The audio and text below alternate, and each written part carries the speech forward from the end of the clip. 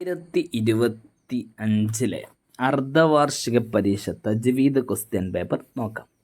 സാക്കിനായ നൂനിനെ ഇത് ആമും ബി ഉന്നത്ത് ചെയ്തതിൻ്റെ ഉദാഹരണം. ഇത് ആം ബി ഉന്നയുടെ അക്ഷരം നൗമി എന്നുള്ളതാണ്. നൂന് സാക്കിനായ നൂനിന് ശേഷം നൂന് വന്ന ഉദാഹരണം ഒന്നാമത്തതാണ്. ഫമിൻ നഫ്സിക. ഹംസിൻ്റെ അക്ഷരങ്ങൾ എത്ര? 10. മദ്ദുൽ ലാസിമിനിക്ക് ഉദാഹരണം അത്വാമ. അത് കൂടുതലുണ്ടാവുക മദ്ദക്ഷരത്തിന് ശേഷം ശബ്ദമുള്ള അക്ഷരങ്ങൾ നോക്കിയാൽ മതി. അത്വാമ. ഇസ്തിലാൻ്റെ അക്ഷരങ്ങളിൽ പെട്ടത് ഏതാണ്? സ്വ. ഹുസ്ദിൻ ഖിൽ. അതിൽപ്പെട്ട സ്വാദാണ് അവിടെ ഉള്ളത്. അജിദ് കത്ത് ബക്കത്. ബക്കത്ത് ഇത് ഷിദ്ദത്തിൻ്റെ അക്ഷരങ്ങളാണ്. 3 അലിഫിൻ്റെ കദ്ർ നീട്ടൽ നിർബന്ധമാണ്. മദ്ദുൽ ലാസിം. ഇനി നാവിൻ്റെ അരികും മേലെ അണപ്പല്ലുകളും ലോദിൻ്റെ മഹ്റജാണ്. മഹ്റജിൻ്റെ പാഠം ഇങ്ങനെയായിരിക്കും ക്വസ്റ്റ്യൻ വരിക. നല്ലോണം പഠിക്കുക. 2 ചുണ്ടുകൾ. ബ ബ. നാവിൻ്റെ മുരടും മേലെ അണ്ണാക്കും. ക. താഴെ ചുണ്ടും മേലെ മുൻപല്ലുകളുടെ തലയും. ഫ ഫ ഫ. നാവിൻ്റെ തലയും മേലെ മുൻപല്ലുകളുടെ മുരടും. ത്വ ത്വ. നാവിൻ്റെ തലയും മേലെ മുൻപല്ലുകളുടെ മുരടിൽ. ത്വ ത്വ. ഇനി അതങ്ങനെ പ്രാക്ടീസ് ചെയ്ത് കുറേ പഠിക്കുക കേട്ടോ.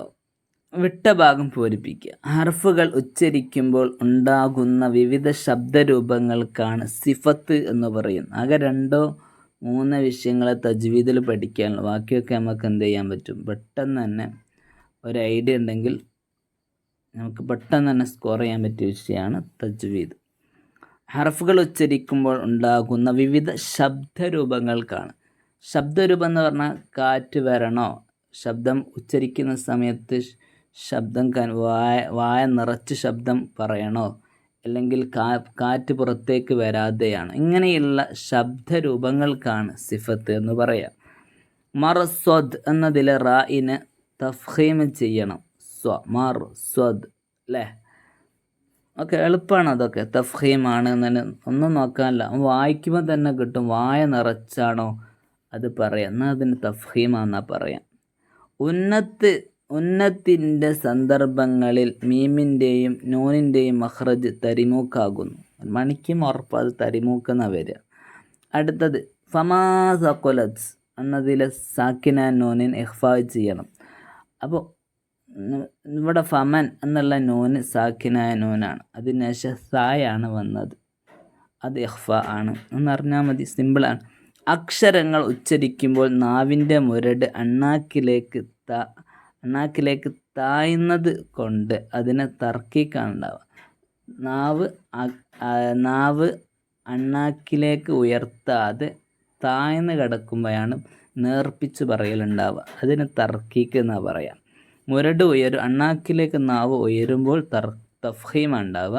അത് താഴ്ന്നിരിക്കുമ്പോൾ തർക്കീക്ക് എന്ന് പഠിച്ചാൽ മതി. മദ്ദുല്ലീന് 3 അലിഫിൻ്റെ കദർ നീട്ടാമെങ്കിലും 1 അലിഫിൻ്റെ കദർ നീട്ടലാണ് ചുരുക്കലാണ് നല്ലത്. മദ്ദുല്ലീന് 3 അലിഫ് വരെ നീട്ടാം.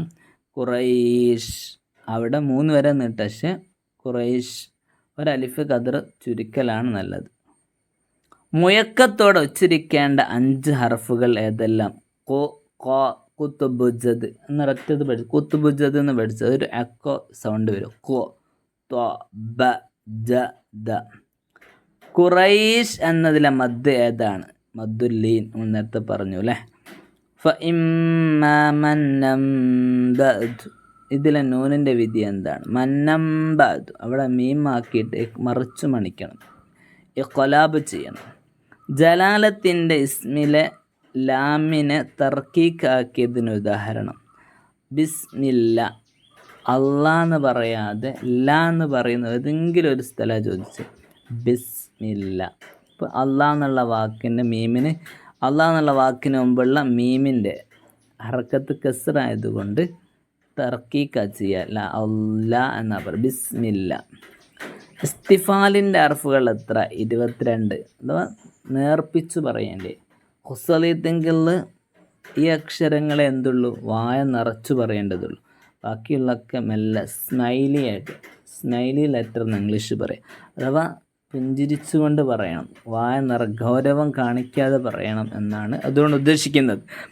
ഹൽക്കിൻ്റെ മേലെ അറ്റത്ത് നിന്ന് പുറപ്പെടുന്ന അക്ഷരം, മേലെന്ന് നമ്മൾ ഹൽക്ക് എന്ന് പറഞ്ഞാൽ തൊണ്ടയുടെ അറ്റത്ത് നിന്ന് പുറപ്പെടുന്ന 2 അക്ഷരങ്ങളാണ് ഐന് ഹ. അപ്പം അതിൻ്റെ നടുവെന്ന് വരുന്നത് ഏതാണ്? ഐനും ഹാവും. ഇപ്പോൾ ഏറ്റവും താഴത്തുനിന്ന് ഏതാണ്? ഹംസ ഹ. ഇതൊക്കെ പരീക്ഷയ്ക്ക് വരാം. ഇനി ലഫി ഖുസ്ർ എന്നതിലെ റായിനെ തഫ്ഹീം ചെയ്യാൻ കാരണം, അതൊന്നും ജസ്റ്റ് ഒന്ന് ഇതിലുള്ളതുപോലെ ഒന്നും പഠിക്കേണ്ട ആവശ്യമില്ല. ഖുസ്ർ അവിടെ റായിന് വഖഫ് ചെയ്തപ്പോൾ സുക്കൂൻ കിട്ടി, അതിനു മുമ്പുള്ള സീനിന് സുക്കൂന് കിട്ടി, അതിനു മുമ്പുള്ള ഹായിന് ലമ്മാണ്. റായിന് സുക്കൂന്, അതിനു മുമ്പുള്ളതിന് സുക്കൂന്, അതിനു മുമ്പുള്ള ഹായിന് ലമ്മ്. ഇത്ര എഴുതിയാൽ തന്നെ എന്താണ്? മാർക്ക് കിട്ടും. ജഹറിൻ്റെ അക്ഷരങ്ങളുടെ പ്രത്യേകത എന്താ? ഉച്ചരിക്കുമ്പോൾ കാറ്റ് പുറപ്പെടാൻ പാടില്ല. ജഹർ എന്ന് പറഞ്ഞാൽ തന്നെ കാറ്റ് വരാൻ പാടില്ലാത്തത്. ജഹർ കാറ്റ് ഉച്ചരിക്കുമ്പോൾ കാറ്റ് പുറപ്പെടാൻ പാടില്ല. തഫ്ഹീം ഉണ്ടാകുന്നത് എങ്ങനെ? നാവിൻ്റെ മുരട് അണ്ണാക്കിലേക്ക് ഉയർത്തും. നേരത്തെ നമ്മൾ പറഞ്ഞു, അണ്ണാക്കിലേക്ക് ഉയർത്തുമ്പോഴാണ് തഫ്ഹീം ഉണ്ടാകുക. ലാമുൽ ജലാലത്തിനെ തഫ്ഹീം ചെയ്യേണ്ടത് എപ്പോൾ? അള്ളാഹ് എന്ന വാക്കിന് മുമ്പ് ഫത്ഹ ലമ്മ വന്നാൽ എന്ത് ചെയ്യണം? തഫ്ഹീം ചെയ്യണം. ഖുർആൻ എല്ലാ നിലക്കും മറ്റെല്ലാ ഗ്രന്ഥത്തിനും വ്യത്യസ്തമാകുന്നത് എന്തുകൊണ്ടാണ്? അത് ഖുർആൻ അള്ളാഹുവിൻ്റെ വചനാണ്. ബാക്കിയുള്ള കിതാബൊക്കെ നമ്മളുടേതാണ് അല്ലേ? എന്നാൽ ഖുർആൻ അത് അള്ളാഹുവിൻ്റെതാണ്. എല്ലാ സമയത്തും തഫ്ഹീം ചെയ്യേണ്ട ഹർഫുകൾ ഏതൊക്കെയാണ്? ഹുസ്സലീത്തിൻ കില്ല.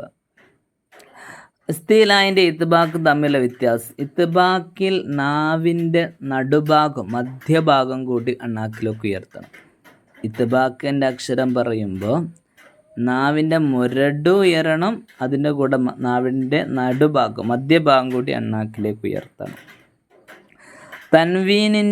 തൻവീനിനെ അപ്പോൾ ഇസ്തിലാന്ന് വെച്ചാൽ ഇസ്തിലായിന് നാവിൻ്റെ മുരട് മാത്രം എന്ത് ചെയ്താൽ മതി? മേലോട്ട് ഉയർത്തിയാൽ മതി. തൻവീനിനെ ഇത് ഉന്നത് ചെയ്തതിന് 2 ഉദാഹരണങ്ങൾ. ഹബ്ബം വ നബാത, തൻവീനശം വാവ് വന്നു. യൗമ ഇതിൻ നൈമ, കസ്റ തൻവീനശം നൂന് വന്നു. ഇവിടെയൊക്കെ എന്ത് ചെയ്യണം? ഇത് ഉന്ന ചെയ്യണം. ഇനി മദ്ദുൽ ഫർഈ എവിടെ? ഇവിടെ കൊടുത്തിട്ടുണ്ട്, നിങ്ങളത് സ്ക്രീൻഷോട്ട് എടുത്ത് പഠിക്കുക. അല്ലെങ്കിൽ സാക്കിന നൂന് തൻവീന് തഫ്ഹീം റാ ഒക്കെ അവിടെ കൊടുത്തിട്ടുണ്ട്. വിശുദ്ധ ഖുർആൻ പാരായണത്തിൻ്റെ മഹത്വം സ്ക്രീൻഷോട്ട് എടുത്ത് വായിക്കുക കേട്ടോ. ശുക്രൻ. അസ്സലാമു അലൈക്കും വറഹ്മത്തുള്ളാഹി. അതുകൊണ്ട് ഒരു കാര്യം കൂടി ഓർമ്മപ്പെടുത്തുന്നു, നമ്മുടെ കോച്ചിങ് ഫ്രീ ആയിട്ടുള്ള ഗ്രൂപ്പിൽ ജോയിൻ ചെയ്യാൻ നമ്മൾ എന്ത് ചെയ്യുക? തംബ്ലൈൻ അല്ലെങ്കിൽ ഡിസ്ക്രിപ്ഷനിലുള്ള നമ്പറിൽ കോൺടാക്റ്റ് ചെയ്യുക. അസ്സലാമു അലൈക്കും.